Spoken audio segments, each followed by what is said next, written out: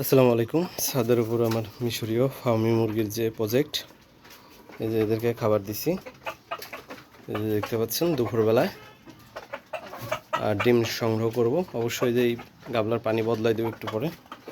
এখানে যে দুইটা, ওইখানে দেখা যাচ্ছে দুইটা, চারটা, আলহামদুলিল্লাহ চারটা, পাঁচটা, পাঁচ আর হলো দুই, সাত, সাত আর হলো এখানে আছে হলো 10টা, 17টা আলহামদুলিল্লাহ।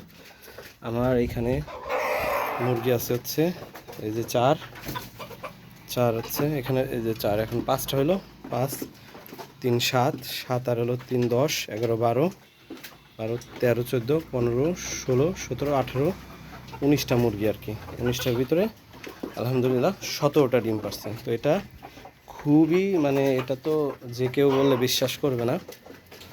আসলে এটা হইতে গেলেও কপাল লাগে।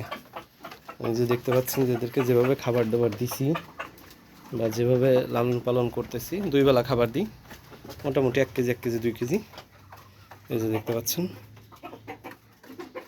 তো আল্লাহর রহমতে মোটামুটি ভালো একটা রেজাল্ট পাচ্ছি।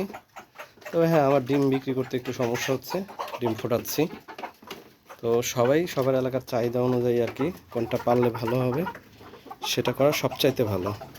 তো আমি ডিম খাচ্ছি এবং প্রচুর পরিমাণে ডিম আর কি বাচ্চা ফোটানোর জন্যই দিচ্ছি আর কি। এগুলা আপনার একটু দাম কম, আমাদের এদিকে 40-45 টাকা বেচতে গেলেও আর কি একটু কষ্ট হয়ে যায়।